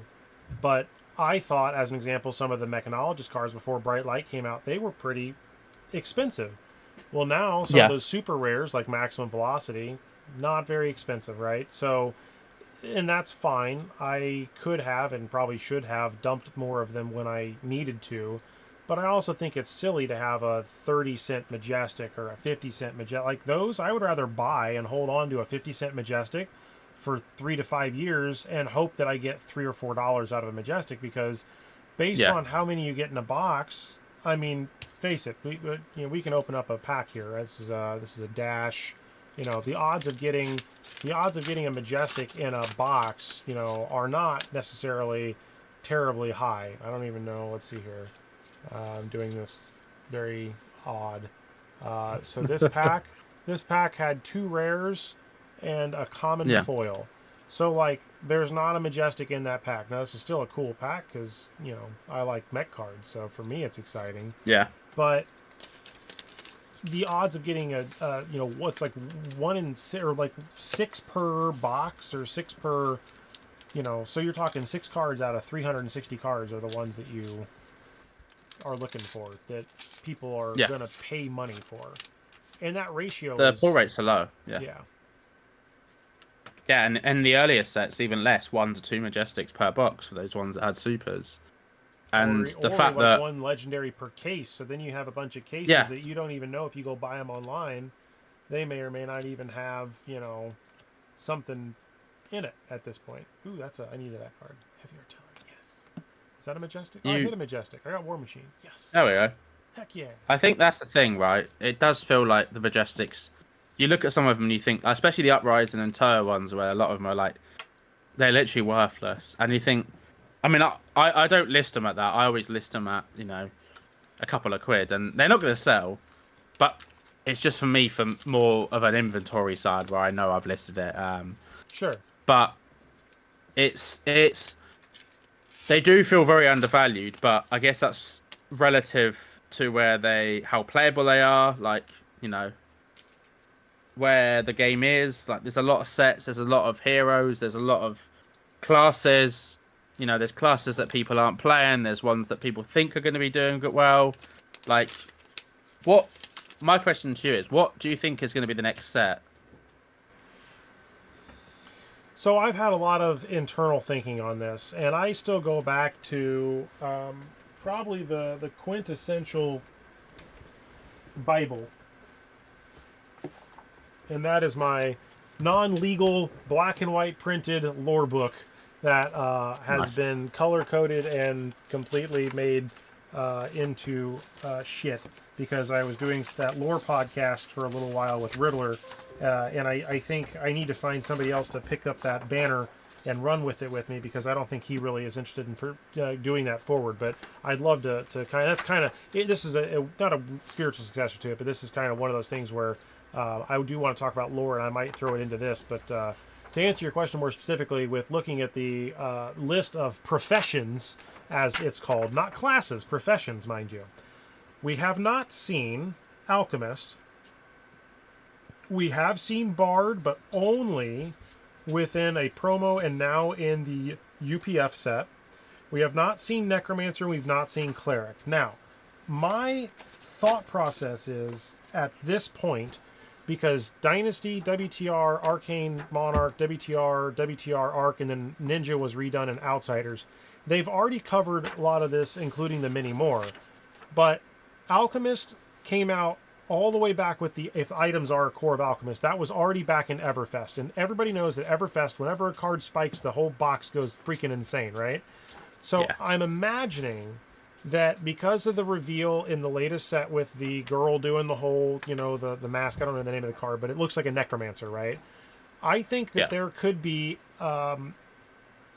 there could be something with that, but I honestly think that the third set of Dusk Till Dawn or Monarch Dusk Till Dawn, whatever the third trifecta is, that's where we're going to see, I would imagine, Cleric and Necromancer, if I had to take a wild guess. And I think Alchemist may or may not come out as an individual, it's a class, but there's supposedly going to be a deck released that will introduce a hero that is not part of the core set, but I don't remember if Brian said it was a class or if it was a hero. Did he say it was going to be a hero that was not introduced or a class? I can't remember, honestly. So much is said in these interviews. It's hard to keep track of it, and I can only I try to keep track of several games, and it's rough. But I would say Yeah. I think your question, to restate it to make sure I'm answering it, is what do I see next for Flesh and Blood? Like what sets? Yeah. I'm going to imagine that the map is going to expand, and that's because I'm hopeful that the handshake mat and that other stuff where they, kind of did these at like Baltimore, and they had those like sheets where it would show the whole, layout of the organization, but it looked like the Flesh and Blood playmat, the one that has the world map. If you think of it like an MMORPG, we're looking at the starting area, right? First 5 years. Yeah. They just re-released Ira. Now they can take that map and bolt on, zoom in. Games like Everdell, it's a board game if you go look that up. There's a core game, and then there's these add-ons that go to every side, right? I feel like it's easy enough for them to just bolt on an infinite number of additional realms and zones because there's going to be humans across the whole land. Soul's going to exist, necromancer, cleric, assassin. Like these tropes or these D&D, figures, it's infinite.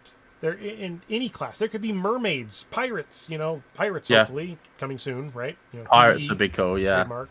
And that's where I think Trench of Sunken Treasure. I fell in love with that in Outsiders, and I thought maybe pirates were coming very soon, but I think they're going to keep hinting at it, to drive up the idea. And then when pirates come, people are going to lose their freaking mind. So that's what I think. Yeah, they do. They do a good way of teasing, and I think no card is made with no intention for it. I think everything is made for a reason. I think there's a lot to you could endlessly look into everything that they do.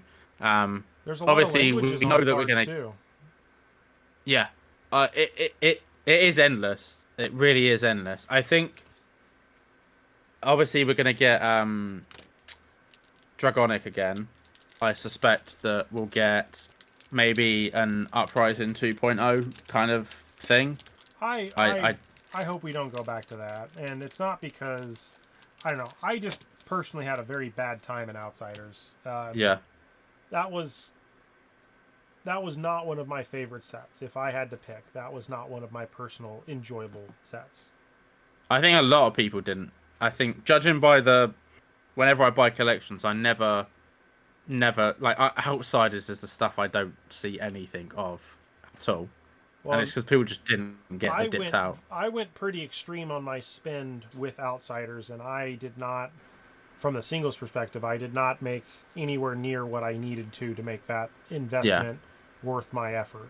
Sadly, I get it. It's a gamble. It's a thing. There's no guarantee. It's everything is of my own accord. I'm not blaming. Don't take this if internet. Don't take this as I'm blaming LSS or anything. That's not what I'm doing. I'm just saying that made me had to rethink my trajectory on some things because I did the thing people shouldn't do. I put stuff on credit cards. I bought big. That was a bad idea. So I made a yeah. bet and I made a bad bet. It happens. I think, especially in card games, I think it is hard when you feel like the trajectory of the game or a set or whatever is going somewhere. Um, I know a lot of people that didn't do very well on Dust Till Dawn, on Bright Lights. I think those Outsiders, Bright Lights, and Dust Till Dawn. I think that block left a bad taste on a lot of people's mouths. I did pretty good For with Dust Till various Dawn to reasons. be, comparatively speaking. Dust Till Dawn treated me pretty decent. And Bright Lights, personally, I could give less than a crap if I did any good because, like, Yeah, it's Mechanologist. That's my favorite thing. yeah, But I do want to be respectful of your time. I know it is much later there than it is where I'm at, and I want to wrap this up and make sure that you have your ability to do other things if you need to. And any final maybe yeah. thoughts, comments, words of wisdom for those that are seeking the creation of maybe their own single stores, things like that. Just whatever you want to throw out in the cosmos. I think in terms of like I'll speak about content creation because I know I've got to a point now where so many people in my life are involved in making content, and I'm in group chats where we discuss making content and discuss kind of like people post, okay, maybe this video isn't doing well, or I've got an idea here, what do you think about this? And I think with anything in life, I think consistency is really important. I think it's always better to just do it anyway. um the amount of times that I've doubted myself and gone, okay, maybe this isn't for me, or maybe I shouldn't be doing this, or maybe I shouldn't do that. um Ultimately, I think even if you do put 10% into it, it's better than putting 0%. And even if you put it out there and it doesn't do very well, then it kind of gauges maybe what doesn't work for you. Like for me, openings now, I don't really upload many openings unless it's a live stream. They just don't do very well. It's not what my audience wants. I think you do it enough times, and your all the videos and all the content that you put out there, think of it as that is your CV or your resume. That is Yep. your back catalogue Yep. that people can go back to at any point as long as it's out there. People can go back to, and whether it's short form, whether it's long form, it's out there, and it is a story, and you can go back to it. And I do it myself. I go back to old videos, and I recently did a reel where I clipped like loads of different videos of mine, and it was a case of like it was kind of like progression and like hard work and really just getting yourself out there. I think if you're watching and you want to make fab content, but you think that you don't bring anything new to it, or you think that maybe you might not have the experience or knowledge, that you think you're worried what people will say, or worried that people might still to this day when I put fab videos out, sometimes I'll go, do you know what, did I actually did I say something for 20 minutes, or did I just talk rubbish for 20 minutes? And I think there's always going to be that feeling, whether you've been doing it for 3 weeks for 5 years, 10 years, or whatever, it's always going to be those times where you think, you know, was that good? Like, did I just speak rubbish for 20 minutes, or did I actually say stuff? But then, you know, people watch it and they say, "Oh, it's, you know, it was a good video and stuff," and then you realize, okay, maybe I kind of know what I'm doing. But just do it, honestly. I think life is just really short, and I think to not do the things that you want to do or enjoy doing is, you know, is a damn shame. Well, I think that's some pretty powerful wisdom for you. So, somebody needs to find you. Where can they locate you? I think I'll wrap up with that. So, Yeah, Instagram, YouTube. I don't use X or Twitter, but every all of my handles is PokeTinKing, and then the online store is Rafe Tavern Cards, same as Card Market. So yeah, thank you for having me on. It's been an amazing chat. I know we could probably talk for another 6 hours, but I need to get some sleep. So yeah, yeah, and that's the joy of being able to have connections with people, and in this case, all the way across the world. So again, thank you very much, and I guess for everybody else watching, like, share, subscribe, hit the bell, do the thing, and you know, yeah, I'm taking it seriously. So is PokeTinKing. So I think he has a. Do you have a channel membership too? I'm gonna start one. So yeah, so I do. I think I in. have like 6 members. So. Yeah, join in, do it. Just help us out. So, but until next time, may your games be fun and your friendships grow. Cheers.